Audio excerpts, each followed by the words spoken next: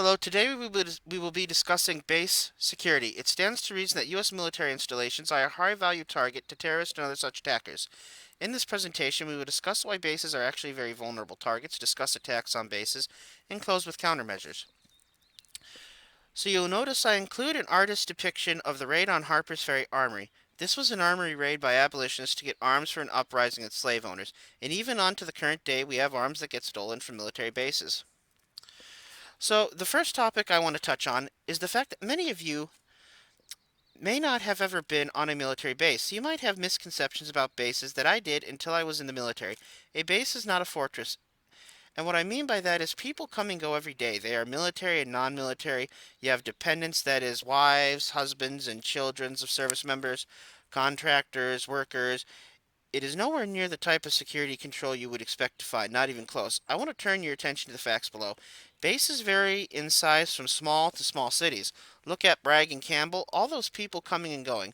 Another thing to note is that, like cities, every type of crime that can occur in America has occurred on some military base somewhere. I'm even going to talk about gang activity because, yeah, that is a thing. What are some of the vulnerabilities a base is going to have? The first is size. You cannot control and monitor all of a base if it is large. Fort Bragg, as you will recall, is 251 square miles. Some of that is wilderness terrain. You are not going to be able to fence all of it, nor is it practical to try to have all of it under some video monitoring. I've included a video in the slides of Base Camp McGregor. A link to that is going to be attached below. Huge, sprawling backcountry. Navy bases are going to be near shores that people can walk on and around, and of course, ships that are docked can obviously be targets for divers with explosives. That is what SEALs are trained for. Other countries have their counterparts to the SEALs. So if your base has a shore, and Dam Neck, a base I trained at, did, it has a vulnerability. Before we press forward on issues, it's important to clear up one misconception that I think a lot of people have. People hear about a shooting on base and they wonder how it is possible. After all, don't soldiers or Marines carry guns? The short answer to that is no. Not usually. Now, if you had told me that before I joined the military, I would have said that is dumb, you are a warrior. But knowing what I do now, I think it is smart for a variety of reasons. First, you have to keep in mind many people live off base. Do you really want some 18-year-old with a chip on his shoulder and something to prove walking around your neighborhood with a 9 mil strapped to his leg? Besides, many people in the military would not be eligible to get permits to carry due to age restrictions and residency restrictions. So while it may sound good, it presents significant problems. What is to stop someone from selling the gun and saying it was stolen? That has actually happened. I guarantee you there would be safety issues and someone would be hurt monthly if this happened. Not to mention what the political fallout would be if some service member used his weapon to murder someone.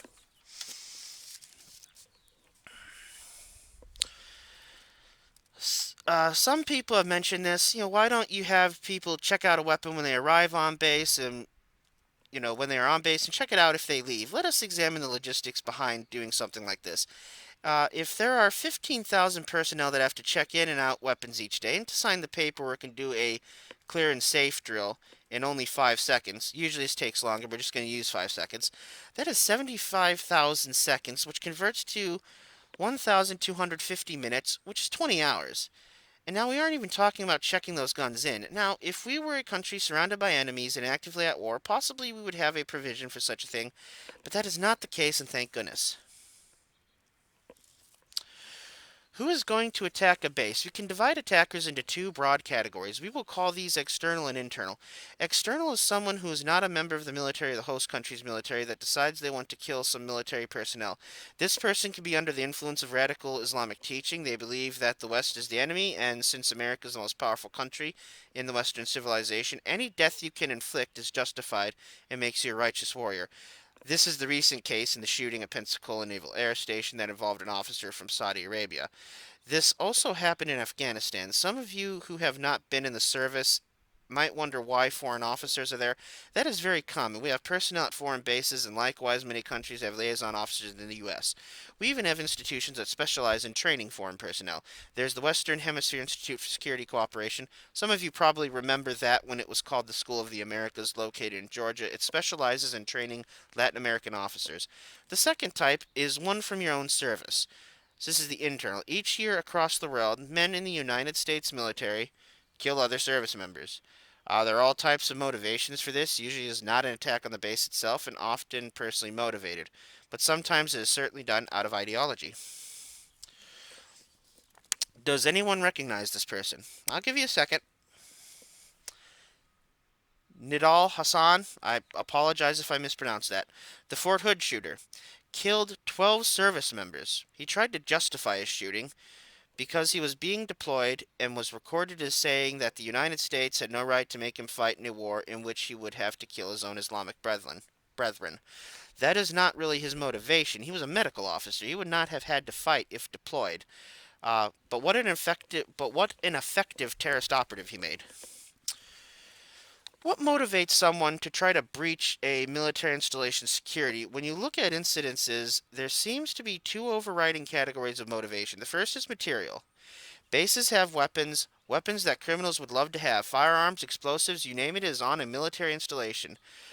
Then there's material itself. Some contractors are dishonest and will try to steal materials, and yes, even the military has to deal with scrappers. Fraud is another thing as well. This can be in Fraud can be done in diverting supplies from military to civilian retailers. Yeah, that's why you have the inspector general. The other is information. This is a security issue. Oftentimes, to get information, people are not going to try to breach the base itself, although it has probably happened. There are people from other militaries and spy agencies close to bases monitoring it. This is usually done covertly, such as trying to find paper and taking photographs or listening devices, any documentation that might lead you to what the military is doing. But sometimes it's done overtly. You have those incidences when you exit a base and someone with a clear accent just starts asking questions right off the bat. If you are in the service, it will happen and you will be amazed.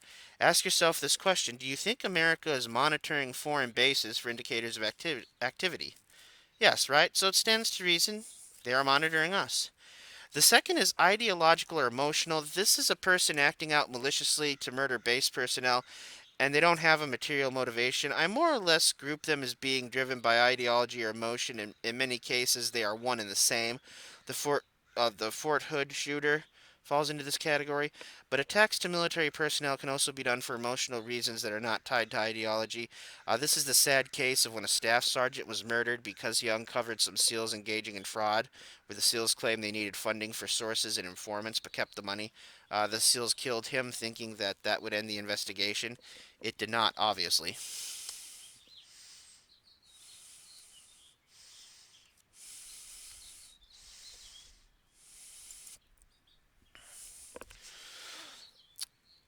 Now, on to what may be the most interesting part of this presentation: organized crime, and specifically gangs. Gang members have tried to join the military. Becoming an infantryman is like a PhD in violence. You learn how to handle weapons and tactics. You can also get training as a breacher. That is essentially someone who is trained to break into buildings. Someone in my boot camp was kicked out because he was a member of a gang. He was part of my training squad. Gangs such as the Bloods or Crips have tried to recruit active duty personnel.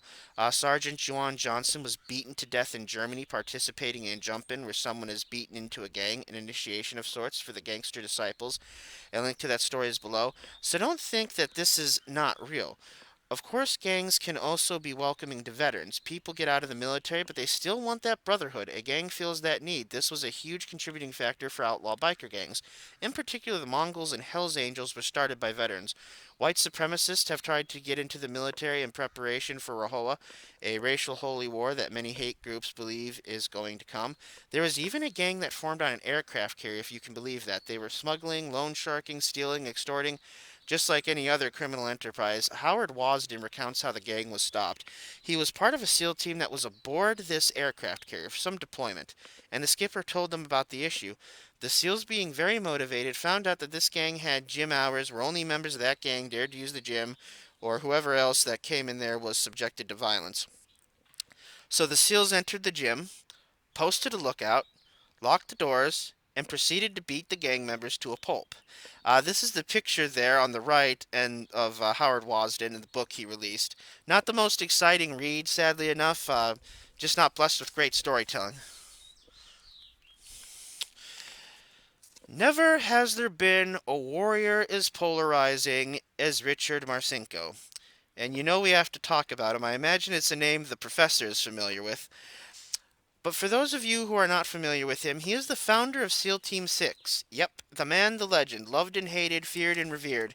He was a frogman in Vietnam that is an underwater demolition guy for a few years, and then he heard about the SEALs who were new at the time and joined up. He seasoned for years in Vietnam, then he founded SEAL Team 6, much to the displeasure of the top officials.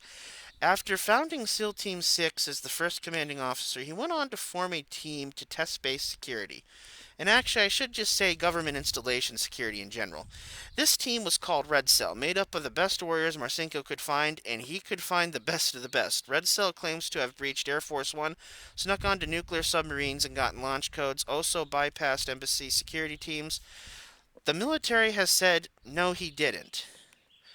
Um, It is a hotly contested issue.